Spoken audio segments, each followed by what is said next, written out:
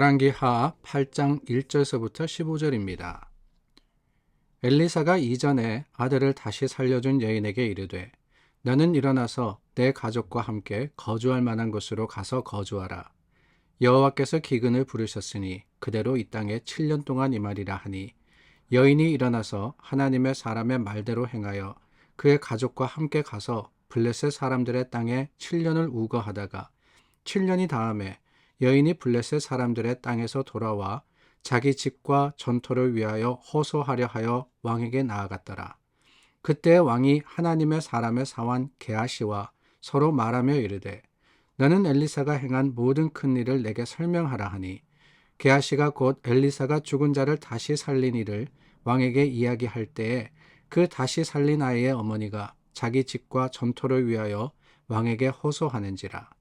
게하시가 이르되 내 주 왕이여 이는 그 여인이요 저는 그의 아들이니 곧 엘리사가 다시 살린 자니이다 하니라. 왕이 그 여인에게 물으매 여인이 설명한지라. 왕이 그를 위하여 한 관리를 임명하여 이르되 이 여인에게 속한 모든 것과 이 땅에서 떠날 때부터 지금 이제까지 그의 밭의 소출을 다 돌려주라 하였더라.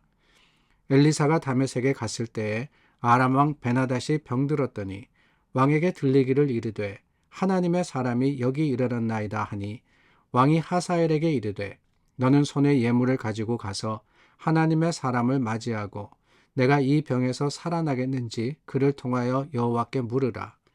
하사엘이 그를 맞이하러 갈새 다메섹의 모든 좋은 물품으로 예물을 삼아 가지고 낙타 40마리에 싣고 나아가서 그의 앞에 서서 이르되 당신의 아들 아람 왕 베나닷이 나를 당신에게 보내 이르되 나의 이 병이 낫겠나이까 하더이다 하니 엘리사가 이르되 너는 가서 그에게 말하기를 왕이 반드시 나으리라 하라. 그러나 여호와께서 그가 반드시 죽으리라고 내게 알게 하셨느니라 하고 하나님의 사람이 그가 부끄러워하기까지 그의 얼굴을 쏘아보다가 우니 하사엘이 이르되 내 주여 어찌하여 우시나이까 하는지라.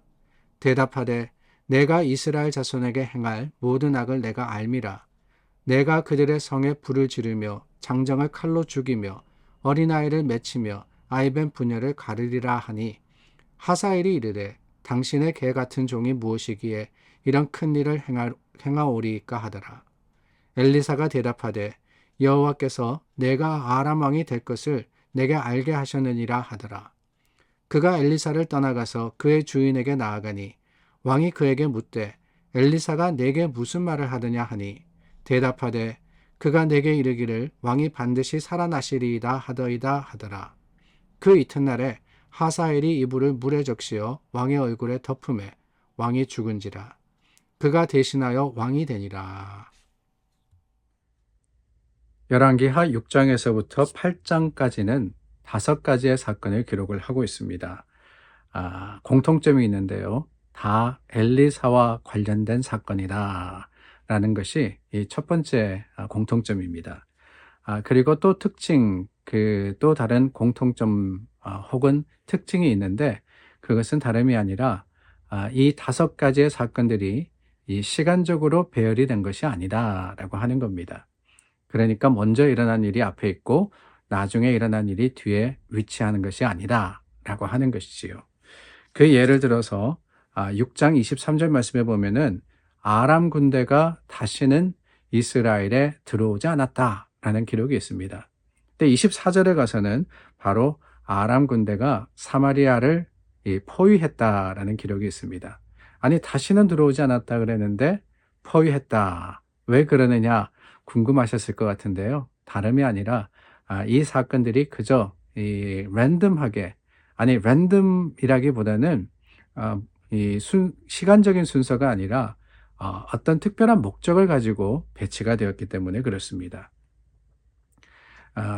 중요한 것은 그 이유인데요. 그것은 다름이 아니라 하나님의 방법, 하나님의 일을 보여주는 순서대로 되어 있다라고 하는 거예요.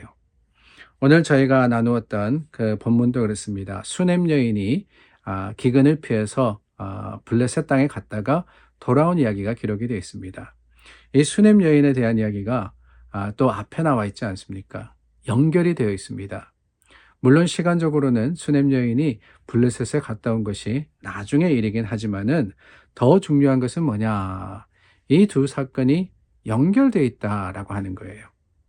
하나님의 은혜로 말미암아 살았고 그 하나님의 은혜로 말미암아 지금도 회복이 된 것을 본문은 보여주고 있는 겁니다.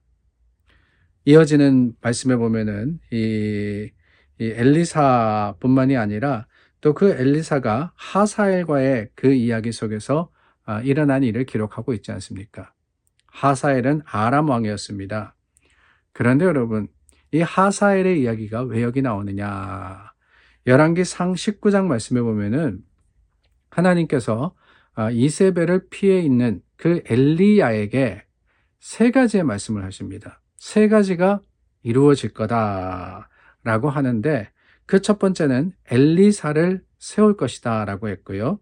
그리고는 아람 왕으로서 이 하사엘이 왕이 되게 하라라고 하셨고 예후가 이스라엘의 왕으로 세워질 거다라고 하셨습니다. 물론 이것도 그 순서대로 되지는 않습니다. 하나님께서 예언하실 때 엘리사의 예언이 가장 뒤에 나옵니다. 근데 실질적으로 열왕기 하에 가서는 엘리사가 가장 먼저 세워지고 그리고 하사엘이 아람 왕으로 세워지고 그 다음에 예후가 이스라엘의 왕이 된 이런 순서로 기록이 되어 있습니다. 자, 순서에 대해서 이야기를 많이 드리는데요. 그 궁극적인 목적은 다름이 아닙니다. 하나님이 이루어 가신다라고 하는 거예요.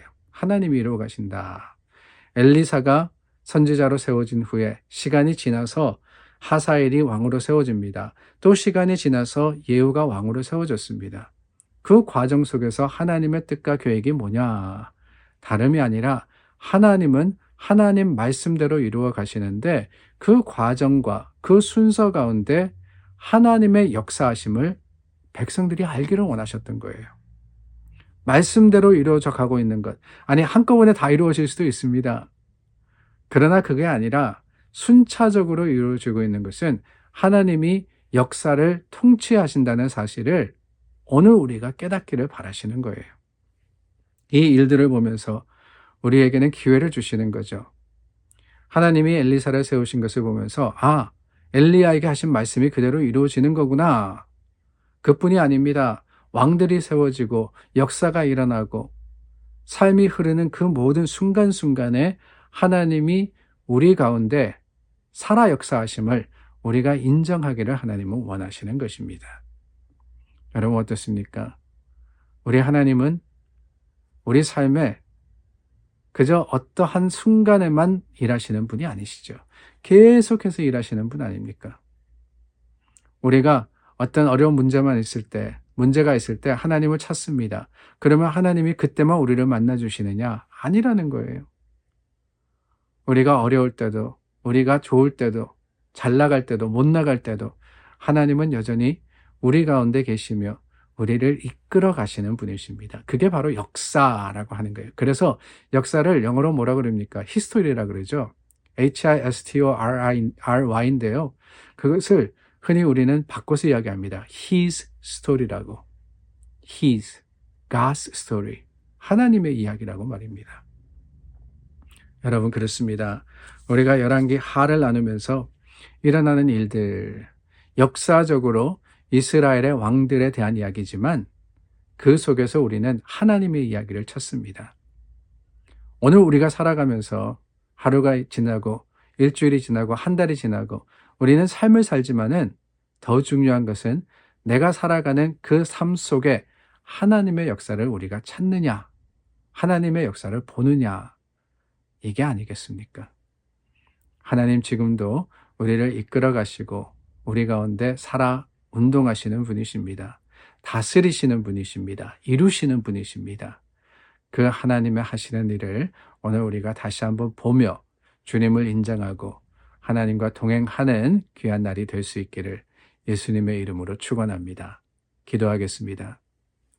참 좋으신 하나님 감사합니다. 하나님이 역사를 주관하심을 우리가 다시 한번 고백하며 인정합니다. 주님께서 이루시는 것이기에 하나님께 맡겨진 자, 주님의 손에 들려진 자로서 쓰임받게 하여 주시고 하나님의 하시는 모든 일들을 세상 속에 드러내는 증인이 되게 하여 주시옵소서. 예수님의 이름으로 기도드립니다. 아멘. 오늘도 하나님 말씀으로 시작한 하루가 하나님 말씀의 풍성한 은혜로 마무리될 수 있도록 기도하며 준비된 자의 삶을 살아가겠습니다.